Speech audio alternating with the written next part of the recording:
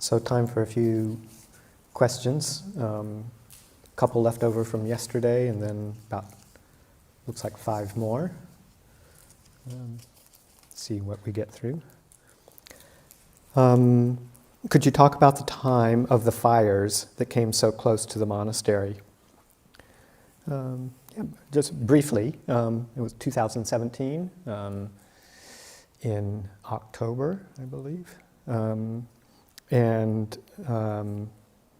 Yeah, it was one of those times when California fires were rearing up. It was quite a significant one in the North Bay area. There were several of them that occurred at the same time, and one occurred just across, began in Potter Valley, which is one valley over from us. And because of high winds and very, very dry temperatures, it spread very rapidly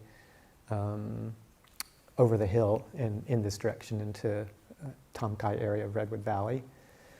And basically, to make a week-long story condensed and short here, it came through the Tom Kai Road area, pretty much wiped out some very large chunks of the area, and including the houses of several of our supporters and friends.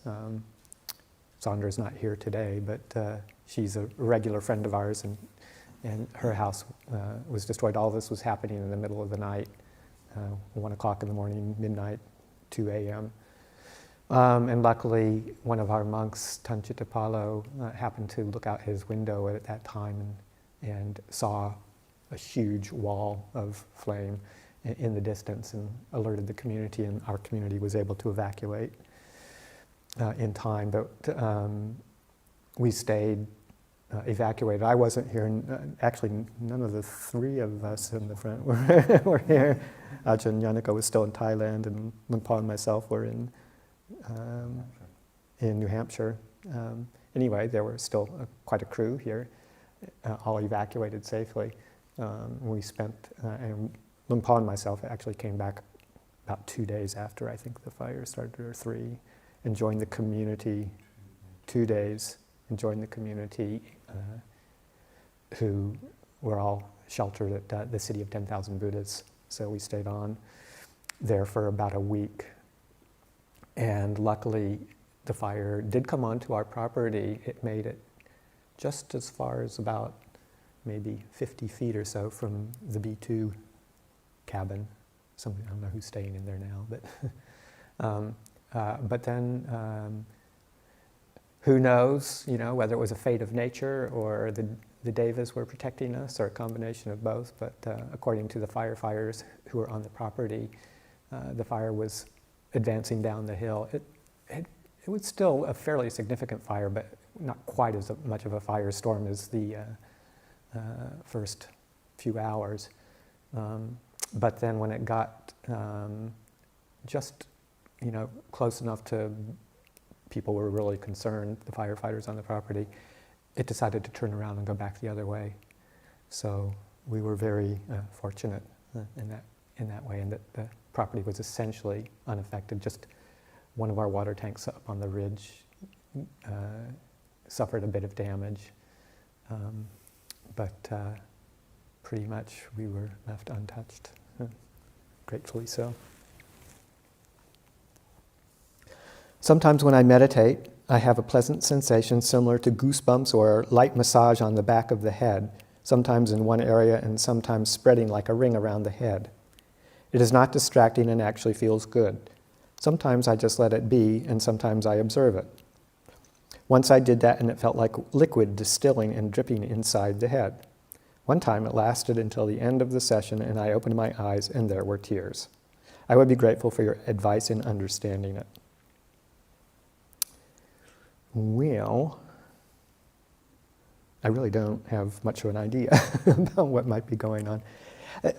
Just to say that, when people ask these questions, our teachers, for the most part, Ajahn Chah and all of his disciples that I've ever heard talk about things like this, is that but many, many different kinds of experiences and sensations, and both physical and mental, perceptual, can occur in meditation. And it's sort of like, well, who knows why these things happen? They just do. And it's very tempting to try and think about it and analyze it and ask what the reasons are, and is this significant, and does this mean something, or am I accomplished in some way, or am I not, or is it just hallucinations, or what? People like to try and have an answer, figure something out as to what it is, where it comes from, what it means. And most of the time, the way that I've heard it answered is, don't think about it too much, don't worry about it, don't expect it, and particularly if it's a pleasant kind of experience, don't become attached to it because it'll change. Just to keep concentrating on anicca, dukkha, anatta, no matter what the experience is, it's all part of the conditioned realm.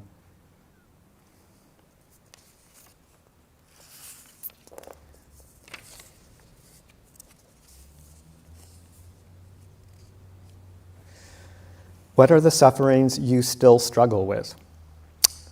What helps you deal with them, and why do you think you still struggle with those sufferings despite following the precepts in the Eightfold Path? Well, the sufferings that I still struggle with are greed, hatred, and delusion. Not necessarily in that order, but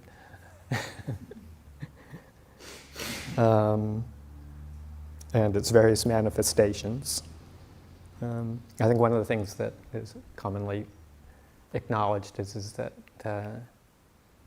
in monastic life, where we've kind of greatly reduced our experiences in the sense realms and the temptations that come to us within sense desire, that the sufferings that we often still struggle with in monastic life are attachment to views and opinions.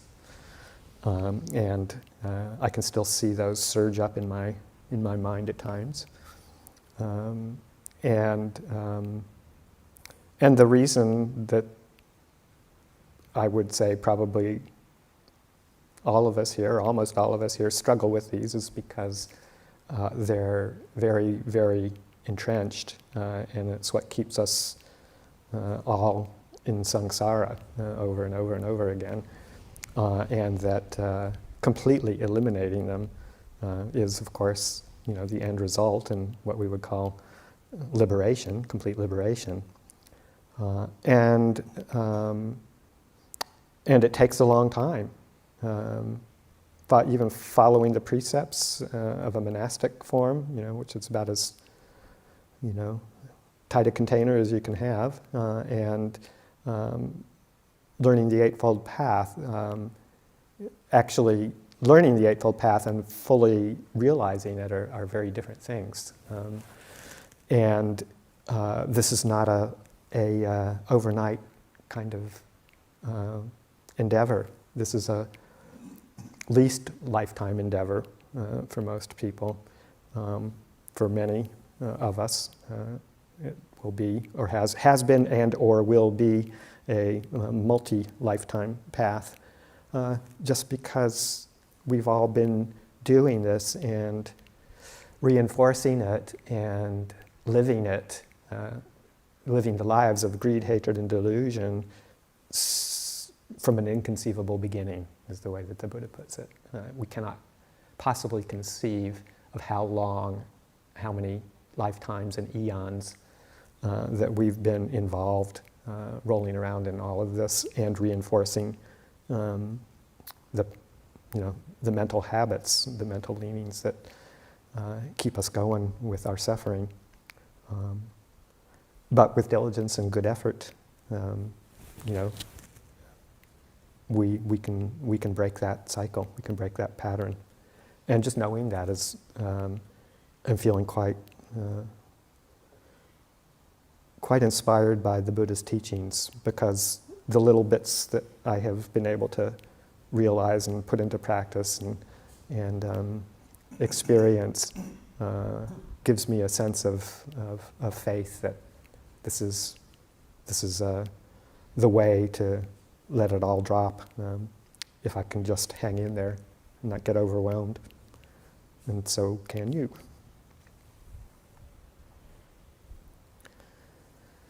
Why do you think we sometimes don't know what to do with our lives?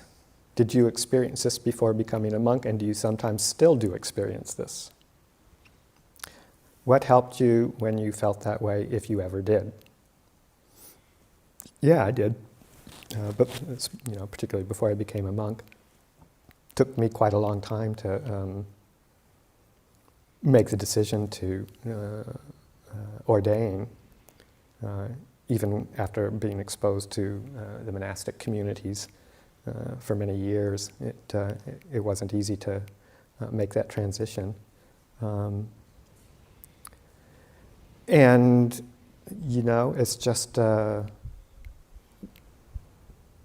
why do you think we sometimes don't know what to do with our lives? It's because we're just all confused. We think that we'll find happiness and contentment and satisfaction in the realm of conditions. And it gives us enough positive feedback that we get fooled for a little while and think, I finally got it. And it takes a little while to realize, oh, I didn't, after all. And we just keep on doing that. I mean, it's kind of like gambling. Casinos and places of gambling, make it so that they give you just enough feedback and you win just enough times that you think, okay, I got it. This is great. I'm on a roll. But the system is rigged. The casinos, they know the odds, and they're going to make a lot of money off of the aggregate. So, life is generally like that. We get fooled by the appearance, and we think we think we're going to win the big one, if we just find the right, angle, or the right sense experience, or the right whatever. And that's Mara. Mara's got us that way.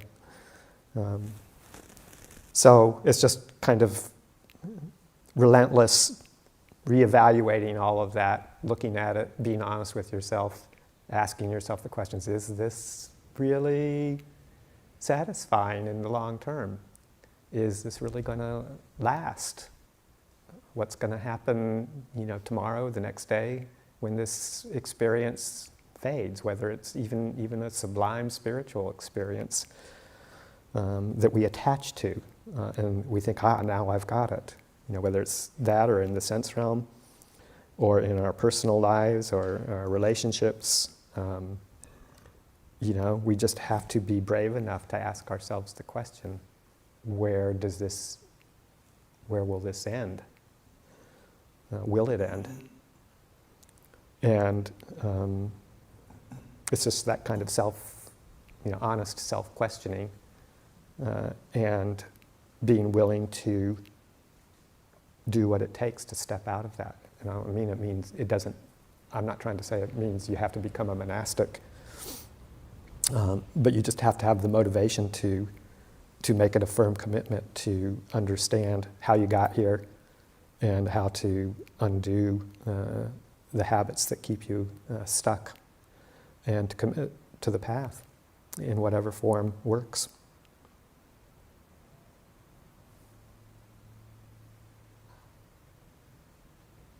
Dear Ajahn, how does one practice wise sense restraint in lay life where one has to deal with family, friends, co-workers, and so on, especially on the level of speech and emotions that one encounters? Thank you.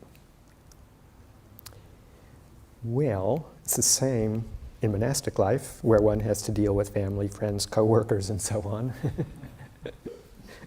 We've got them all too. And it's a little bit, sense restraint is I think probably maybe the question also is not just sense restraint, but restraint of speech and action is kind of, seems like where the question is pointing towards. Speech, especially on the level of speech and emotions that one encounters. Because sense restraint, it does involve sense restraint, but sense restraint meaning what it is, how we attend to the world around us. Sense restraint not necessarily meaning shutting off the sense doors or closing one's eyes, closing one's ears, disappearing up into the forest, not paying attention to anything. It's not, I mean, those can be some aspects of sense restraint when things are overwhelming, but sense restraint generally means not attending to those features of an experience or an object that are provocative of greed, hatred, and delusion, lust, desire, aversion. So knowing how to properly deal with sense data that comes in, how to view something that would normally be enticing to you or attractive to you or repulsive to you, how to see those sense objects or hear or experience, through any of the six sense doors, how to attend to them in a wise way that doesn't ignite or support those underlying tendencies towards desire or aversion. So looking at things more clearly and not letting the haze or the illusion fool you as to what it is that you're attending to or to letting in through the sense doors. So it's using wisdom to see, for instance, the unattractive and the attractive, or the elementality of that which might be repulsive. Seeing things in their true form, their elements, their true nature, without letting the underlying tendencies of hatred or delusion or greed inform what you attend to, what you look at. Because to really be fooled by say an attractive object, you have to be very selective about what you look at. And if you look too closely at everything, then you realize, oh, maybe that's not quite so enticing after all. So that's kind of what sense restraint really means. Again, it doesn't mean necessarily shutting oneself off. So it's just looking at it with what's called wise attention, yoniso manasikara. And then in the expressive level of restraint, I mentioned this, I think I was talking about this in a talk or Q&A sometime before, but particularly around speech, and that's something that we have to practice with every minute of the day here, essentially, with our family, friends, coworkers, and so on. It's a lot of it is just really developing that moment-to-moment mindfulness of what's going on inside. And if you feel, and a lot of it is based on body awareness, because all of our emotional states have some sort of expression in the body. And it's our most reliable source of information about what's going on in our mind as well. So if we want to know what's happening on an emotional level in our hearts and our minds, the more we fully attend to the body and its various ways that it registers these mental experiences, the more we're going to know when, say, an unskillful response is about to happen. So we have a difficult encounter with a co-worker or a family member or a friend, and if we're really, practiced and well attuned to our bodies, fairly quickly we see that kind of, emotions start to rise up and surge as like a cramping in the stomach or a tightness in the chest or a heat in the body. If there's like a lot of emotion, heat rises up, the face flushes. or the hands get, something tenses up, and kind of grabs. So the more we're aware of that, the more it's like, okay, there's a warning here. This is like, okay, if I act on this, if I say something in this state of body-mind, it's quite possible that it's going to come out in an unskillful way and not be of any use to anybody, and that I'll regret it later. So exercising that kind of practice of mindfulness and clear comprehension, just as this is how we want to live our lives. This is the daily practice, whether we're sitting on the cushion or going about our daily business. And then practicing the restraint of particularly of the speech faculty. The saying, if you feel like you're about to say something in response to a difficult situation, and there's that sense of tension beneath all of it, then sometimes the most skillful thing to do is to skillfully and politely excuse yourself and withdraw from the situation until the emotion inside of you has settled down to a point where you can respond in a way that's going to be useful. The Buddha prescribed a certain number of conditions that one should meet before one, gives somebody some feedback or responds in some way. And honesty, of course, is at the foremost, but also knowing the usefulness of it. It's sort of like, what I'm going to say not only be the truth, but is it going to be actually useful to this person? Are they going to take it in the right way and be able to use it in a way that is going to be helpful? And to do it with a heart of kindness as best you can. And knowing the right time, the right place. You don't do it in front of a group of other people or in front of other friends, family members. Try and find a quiet place where there can be a bit more ease and trust, and knowing the right time. Is this person in a state of mind that they'll be able to hear what it is that I have to say? So there's a lot of conditions for practicing right speech when the emotions are running high. And I've done it before, and the more I do it, the more I appreciate it. So that if I'm feeling, like a little bit charged with something, it's okay to say, I'm not ready to talk about this yet. I think I'll, leave right now, and then perhaps we can get together again and talk about this, when I'm in a clearer state of mind. And just to be able to say that gently and then withdraw, and then kind of let it process through you.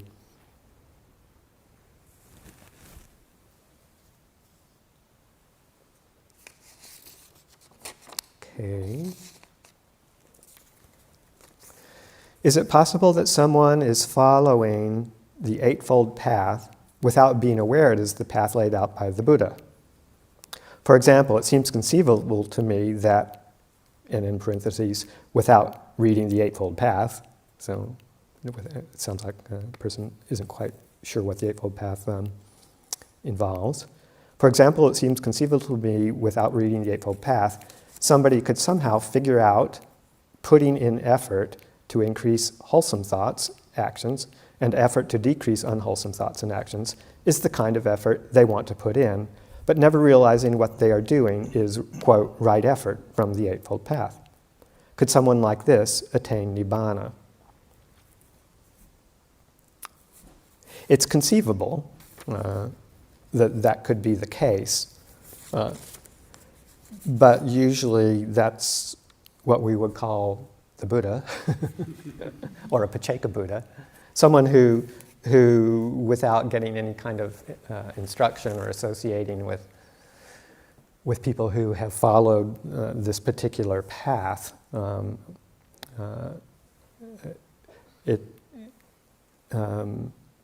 it's a very rare event that a Buddha, that a being appears in the world that can really has the parami, the goodness, the merit, the years of preparation, the lifetimes of preparation, to be able to discover and practice the Eightfold Path to Nibbana without a teacher. or without some sort of instruction or connection to other beings who have done that. And that's like, the Buddha of our age, the Shakyamuni Buddha, self-realized or self-enlightened Buddha, he did do that. And there are examples of what they call Pacheco Buddhas, which aren't fully, they're not some Buddhas, like the Gautama the Buddha, where they actually establish a dispensation and teach and establish a monastic order, and they're more solitary. But they are also self-realized. Very, very, very rare. So yes, it is possible theoretically, but very, very, very, very, very, very rare. I don't know if I said enough varies there.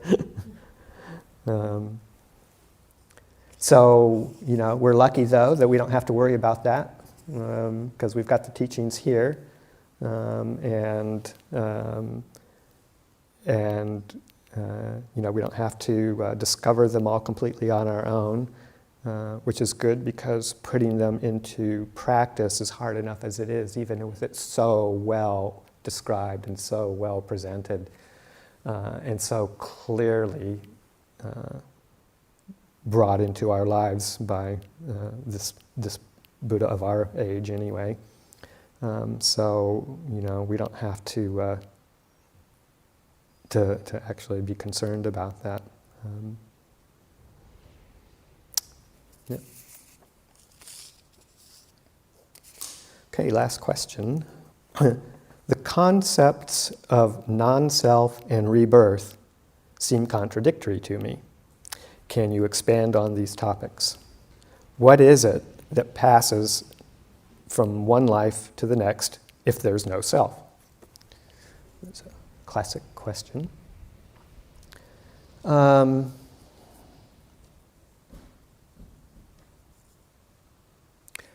So I guess first, it's good to remember that the concepts of non-self and rebirth, particularly the concept of non-self, is just that. That's a concept, something we talk about and try and put into words. But I actually prefer the translation of anatta as not self rather than non-self. To me, it seems like a little more descriptive of the process, rather than trying to turn it into a philosophy or some sort of treatise, something to believe in. And the Buddha really never categorically said there is no self. The whole teaching around anatta and not self, I find it's better to describe it as kind of a strategic contemplation rather than a doctrine that one should understand and believe. That it's best to regard all of the teachings around anatta, not self, as a contemplation that helps one to understand the nature of our experience. So that rather than saying categorically there is no self, the Buddha's teaching is, well, look at everything that we presume to be ourself,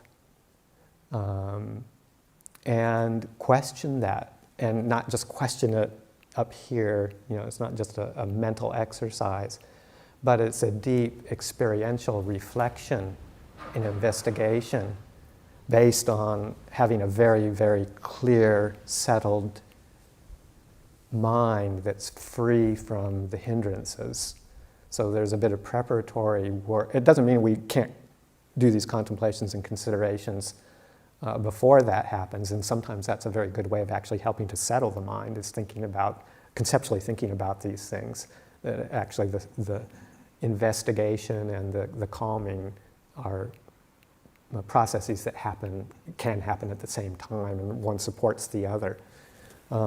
But to gain a real deep insight into anatta, one needs to have quite a clear, still mind that's not involved in any of the hindrances or darting off and getting lost. And that one investigates, again, that presumption of what it is that we normally regard as self. And what we normally regard as self are what the Buddha calls the five aggregates, or the five khandhas: body, essentially body and mind, or in some combination is what we generally experience as this sense of me, or I, or mine. The five aggregates being this body, and then the mental aspects, the other four, the mental aspects of feelings and perceptions, mental formations like thinking and emotions, and consciousness itself, either by themselves or in some combination with each other, or taken all five together as a whole, is what we usually regard as myself, or who I am, or at least something that there is something that owns it. And going through systematically and questioning that and looking at that and investigating that is a strategy. It's a contemplative strategy. And the goal of that strategy is to realize what it is that you've normally assumed to be self in some way or another, and kind of teasing that apart and deconstructing that, and seeing what that experience results in.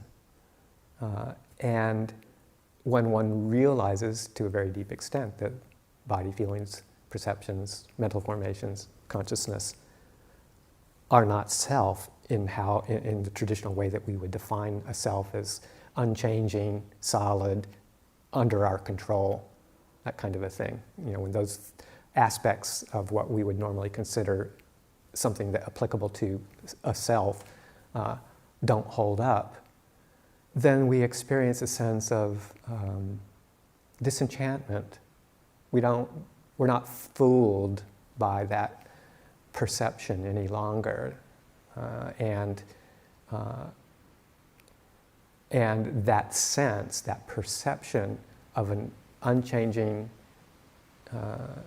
always abiding entity that we would call a self, it just doesn't make any sense anymore. We can't be fooled by the illusion, and we become dispassionate towards those aggregates that we were caught up in thinking as who I am.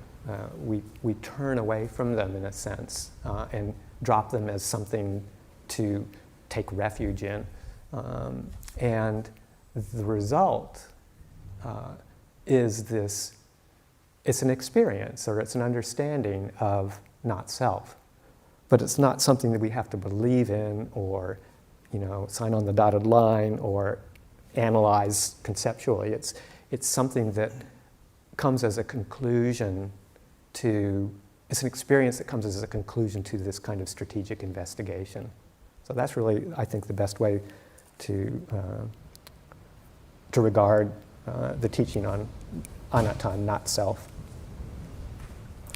And how it fits in with the idea of rebirth as well, that gets to be a little complicated, and a lot of times when people would ask the Buddha this question, he basically just wouldn't answer it because it just gets people too wound up and confused. But essentially, what's reborn, or what moves, what conditions rebirth from lifetime to lifetime when this body passes away.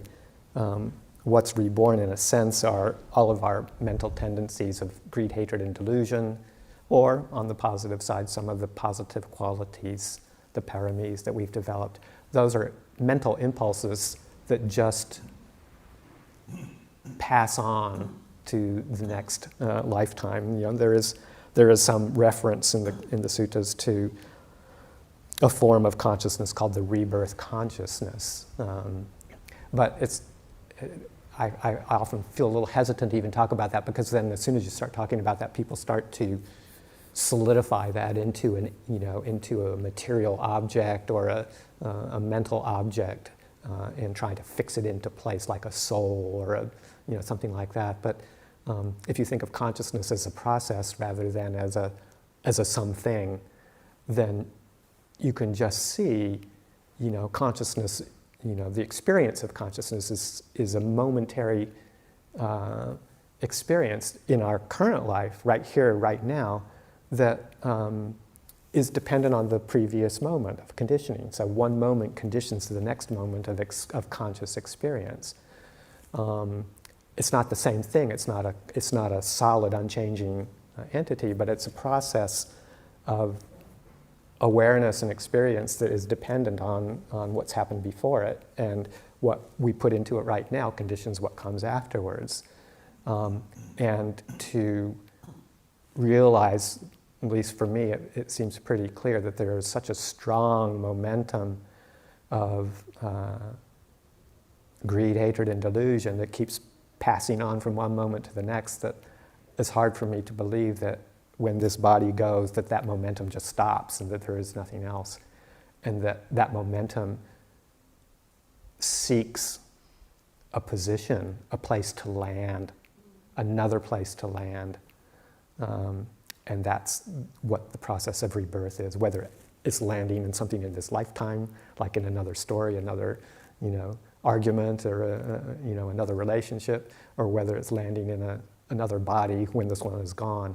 It's all the same process of movement from one moment to the next of these impulses. And it doesn't necessarily have to have the quality of, in fact, it doesn't, have the quality of an abiding, unchanging self. Okay, so that's the end of the questions and answers for today. And I'll turn it back over to Ajahn Karunadhammo. Thank you, Ajahn Karunadhammo.